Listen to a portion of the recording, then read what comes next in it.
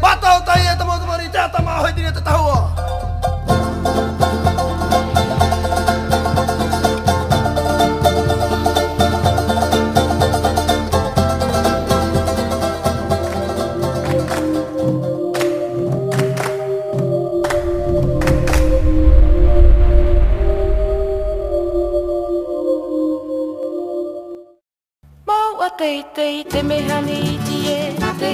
Situées au sud de Tahiti, les Australes furent les dernières îles polynésiennes à être accostées par les missionnaires européens du XVIIIe siècle. L'une d'elles, Rurutu, à environ 600 km des îles de la Société, est aujourd'hui l'île la plus accessible de l'archipel des Australes. Elle n'en demeure pas moins sauvage et rien ne semble pouvoir perturber la petite vie tranquille et quotidienne de ses quelques 2000 habitants. Les 36 km² de l'île se répartissent entre 3 villages, Moerai, Avera et Auti, chacun traversé par une route principale autour de laquelle la vie s'organise. Magasins, écoles, lieux de prière et bords de mer, rien ne semble manquer aux habitants de Rurutu.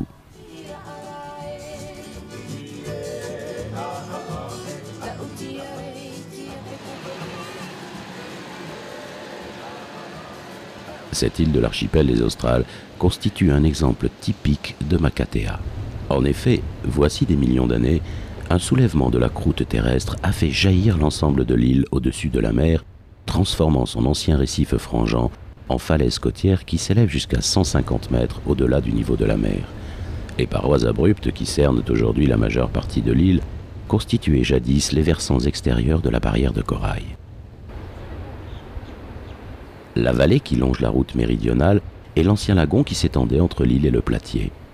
Ce dernier représente l'actuelle ligne de côte qui plonge brusquement dans la mer le long de la côte sud-est. Comme dans tous les cas de Makatea, Rurutu possède de très nombreuses grottes calcaires, percées à flanc de falaises. Elles sont le souvenir du soulèvement cataclysmique qui projeta ces anciennes grottes sous-marines jusqu'à leur emplacement actuel.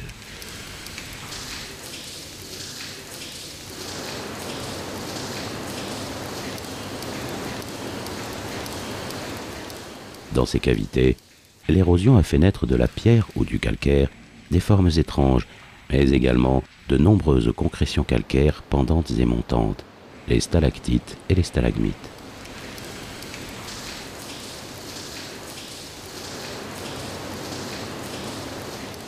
Tombant du plafond de l'une de ces grottes, Te Anaeo, une stalactite servait autrefois de cloche au chef du village qui souhaitait rassembler ses disciples.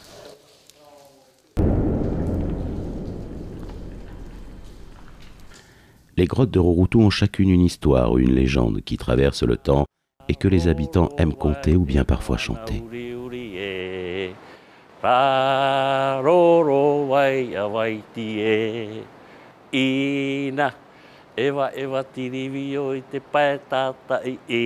légende de Ina, c'est une légende qui m'a été transmise par mon grand-père et qui parle de la dernière cannibale de l'île de Rurutu, qui habitait à l'époque dans une grotte qui se trouve au flanc d'une montagne. Et vers les années 1883, 85, 88, on s'est aperçu dans le village de Avera qu'il y avait des disparitions d'enfants, et en particulier des garçons qui avaient pour tâche le soir d'aller mettre les chevaux dans les plaines, et dans la journée, les vieillards et les vieilles dames, c'est à ce moment-là que les gens ont commencé à croire au diable, comme on dit chez nous, au Tupapau. Et on s'est dit, oh, attention, maintenant, il ne faut plus sortir la nuit. Et par hasard, il y avait des pêcheurs qui sont partis à la pêche à l'île de fond. Et au large, ils ont aperçu une lueur vers la fameuse grotte de Ina. Et puis, ils ont appelé à ce que tous les villages, tous les habitants, les hommes plutôt, des 3 villages, viennent capturer ce monstre. Parce qu'ils avaient déjà dit que c'est un monstre. Et c'est à ce moment-là, quand ils ont réenfumé la grotte, c'est là que la bête est sortie.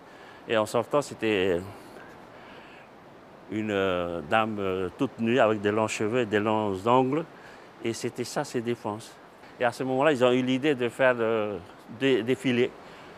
Premier filet avec des lianes, second filet avec des cordes de bourreau et troisième avec les nappés.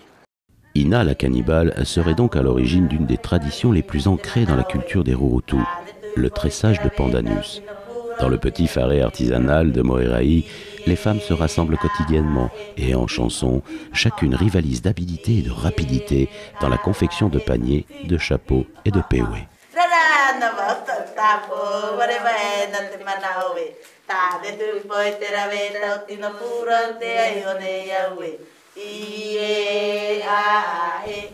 Le pandanus est l'une des matières premières de l'île.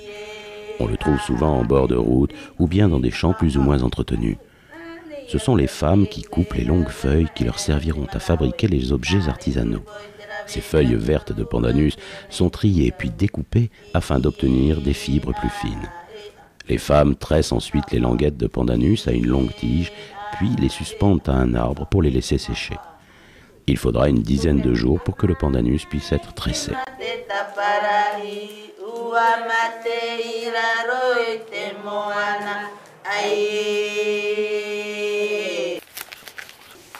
Une fois c'est séché le pandanus, là on fait embarquer et puis on détend et puis j'enroule et puis ça devient comme un rouleau de pandanus.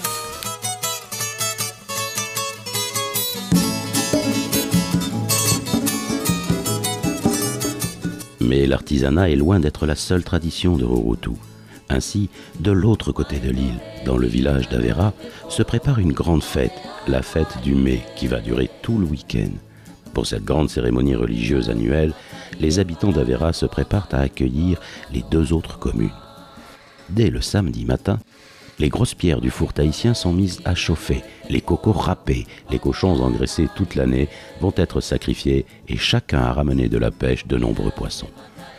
Maisons et jardins d'Avera sont nettoyés dans le moindre détail, tandis qu'à Moerai, le village se prépare déjà pour la semaine suivante, car ce sera son tour d'accueillir les deux autres communes. La petite église pittoresque de Moerai est donc repeinte entièrement à la chaux, peinture blanche à base de blocs de coraux ramassés sur le récif puis brûlés. Et tandis que les hommes donnent les derniers coups de pinceau, femmes et enfants se dirigent déjà vers Avera selon leurs propres moyens de locomotion.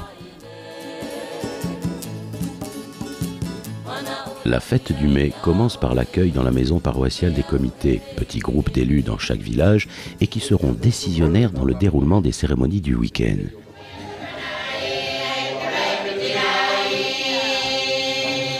Les comités réunis se retrouvent dans la prière et les chants, tandis que les derniers préparatifs pour le grand repas de midi se terminent.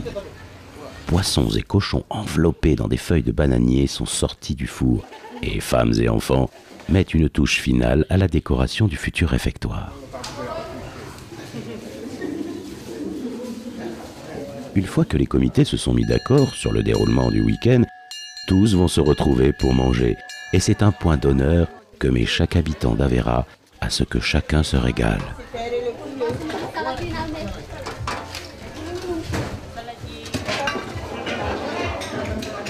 Après avoir festoyé, tout le monde rejoint tranquillement sa maison.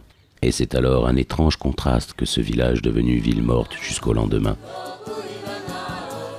Le soleil, fatigué lui aussi, va se laisser doucement caresser par la mer avant d'être définitivement englouti et abandonner l'île à son obscurité.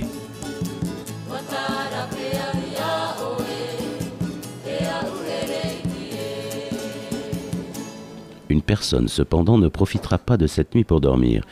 Il s'agit de Mama Tetua, unique pâtissière de l'île et qui, dès 2 heures du matin, s'affaire au fourneau pour préparer petits mets sucrés et salés pour le lendemain.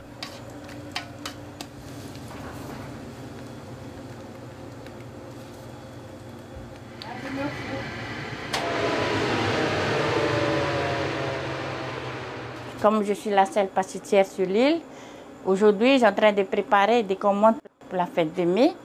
Alors, j'avais des commandes de pain au raisin, de pain au chocolat, des pizzas, des salés, et des saucisses feuilletées, des tartelettes aux amandes, des tartelettes au coco, et des choux, des éclairs et des octremés. Pour aujourd'hui, pour la fête du mai de Avera. La journée du dimanche commence dès le lever du soleil. Les habitants de l'île se retrouvent dans le temple d'Avera pour prier, pour chanter.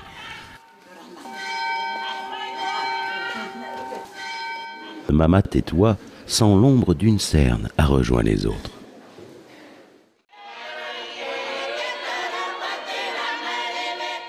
Durant toute la messe, les chants se succèdent. La plupart sont des hyménées chantés par des chorales des différentes paroisses.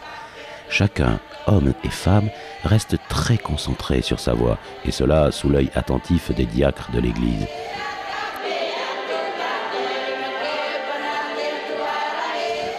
Les chants et les prières terminés, tout le monde se dirige vers le réfectoire afin de prendre des forces pour la journée qui va suivre. Selon la coutume, ce sont les habitants de la commune qui accueillent, qui ont préparé et qui serviront le repas. Mais tandis que les uns mangent, certaines préfèrent chanter.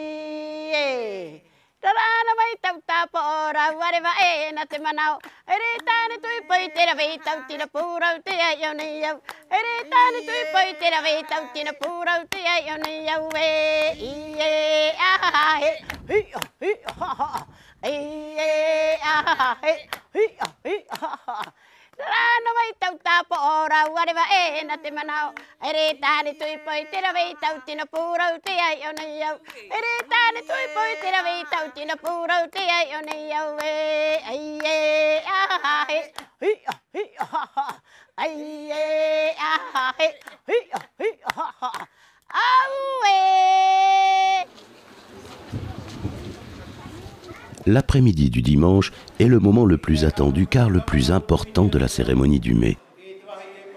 En effet, chacun a revêtu son habit du dimanche pour assister aux messes et bien sûr pour chanter.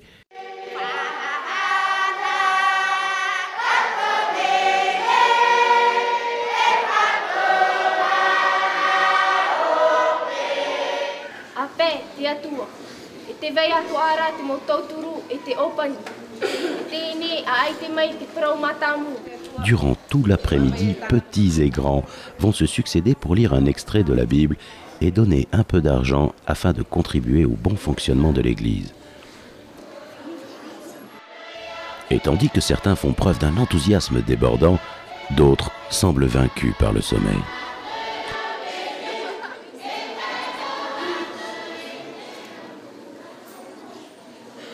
Les chants, les prières et les dons vont durer tout l'après-midi dans l'église d'Avera. Tous, cependant, n'assistent pas à la cérémonie. Certains préfèrent passer leur week-end à s'occuper des chevaux nombreux sur l'île et que les Rurutu utilisent encore pour transporter les marchandises ou bien se déplacer. D'autres profitent de la mer ou vaquent à des tâches agricoles.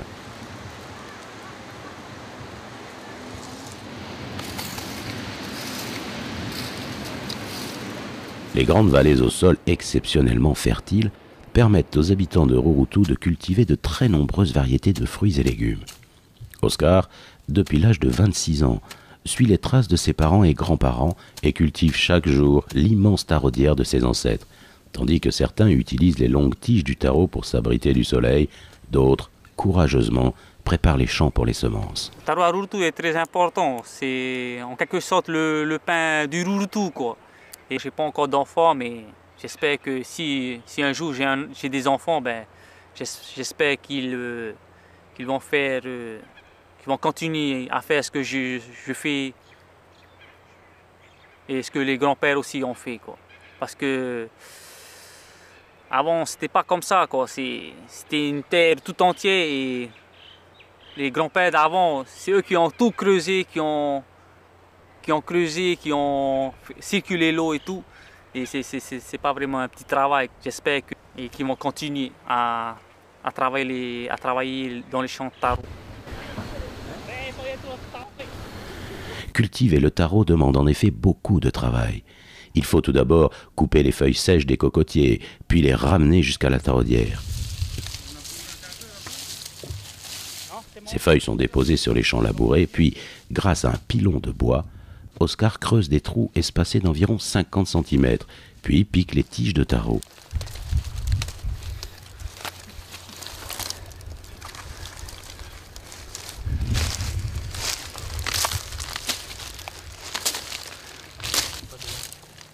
Il faudra attendre environ 8 mois avant que le taro ne pousse et puisse être consommé.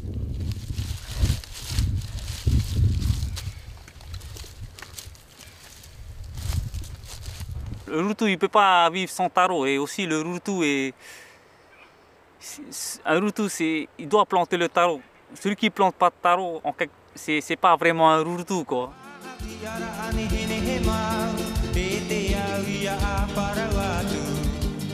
Certains des agriculteurs de Rurutu ont cependant rompu avec les traditions et se sont modernisés. C'est le cas de David Poetaï qui a décidé d'installer dans le sud de l'île une plantation hydroponique. L'agriculture hydroponique est une agriculture qui est gérée par un ordinateur et une pompe.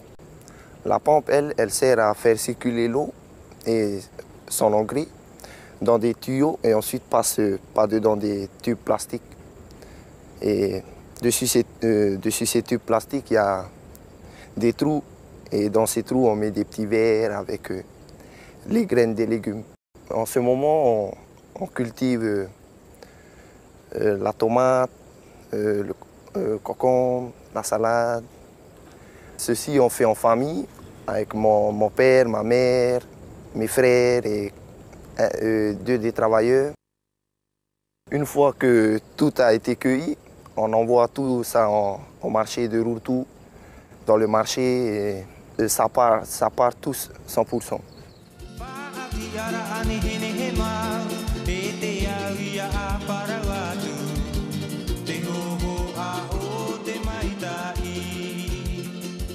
Hormis les nombreuses ressources de ces terres, Rurutu possède également de magnifiques plages de sable blanc. Les plus belles courent vers l'est de la pointe, mais comme partout autour de l'île, il n'y a que très peu de bassins peu profonds entre la rive et le récif extérieur.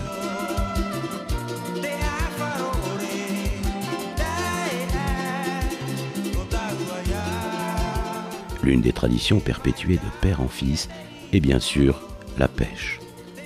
Dans cette île, la pêche ancestrale se pratique avec un hameçon très particulier et typique à Rurutu. À Rurutu, les anciens ils pêchent avec cet hameçon-là. On les appelle pi. Jusqu'à aujourd'hui, ils pêchent toujours avec ça. Bon, d'abord, on les écaille.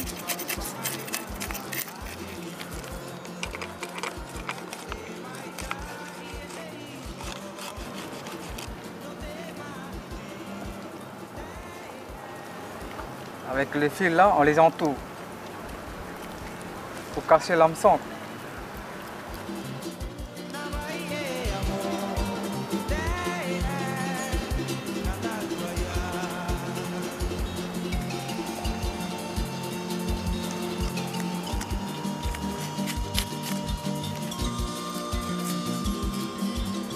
Bien serré.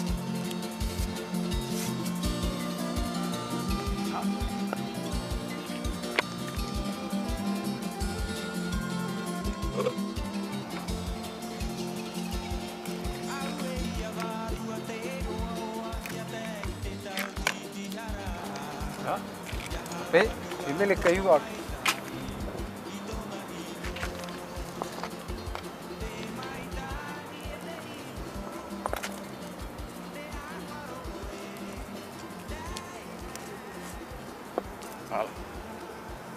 Et après, il y a juste à mettre dans l'eau.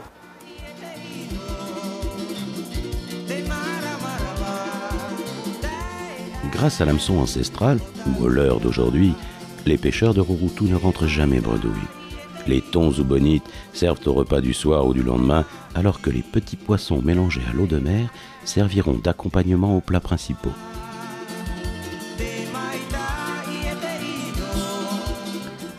Tandis que les pêcheurs finissent de nettoyer les derniers poissons, de l'autre côté de l'île, ce sont quelques chèvres qui broutent tranquillement. Vous êtes dans la ferme d'Aumiry et je fais un élevage de chèvres laitières. C'est une race qui s'appelle, c'est la British Alpine.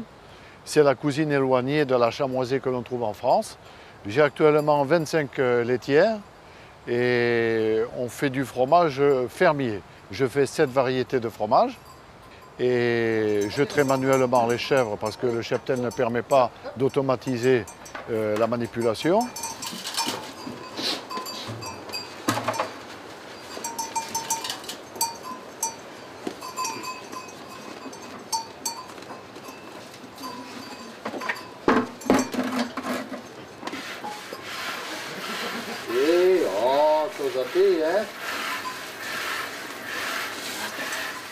Une fois les chèvres sont traites, je vais filtrer le lait.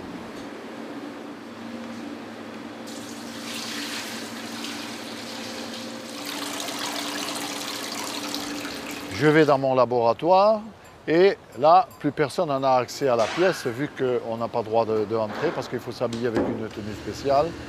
Et on laisse fermenter le lait pendant 24 heures. Et suivant la variété de fromage que l'on veut, on les laisse affiner entre 7, 8 ou 10 jours. Le fromage affiné est ensuite emballé sur quelques feuilles de couleur, puis vendu au marché de Rurutu ou expédié à Papeete. Mais ce que les chèvres ne savent pas, c'est qu'aujourd'hui est un jour un peu particulier sur l'île de Rurutu.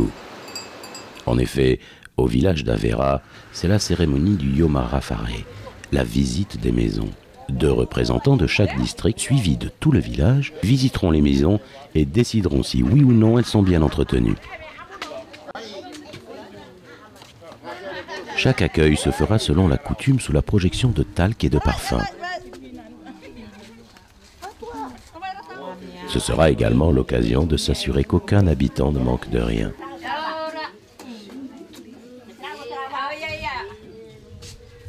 La visite se poursuit toute la matinée, ponctuée de haltes de plus en plus nombreuses devant les petits buffets que chaque habitant des maisons visitées a préparés pour les gens de passage.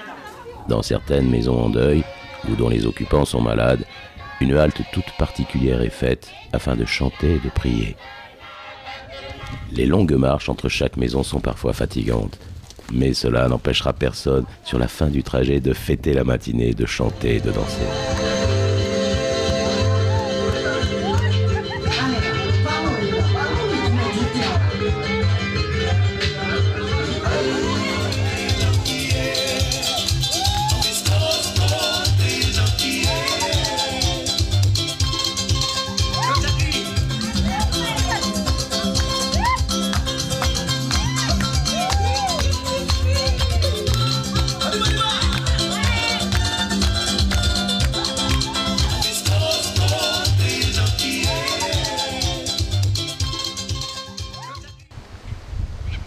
Si certains semblent vouloir fuir le bruit de la fête, d'autres, sereins, savent apprécier le calme des plages tranquilles de bord de lagon.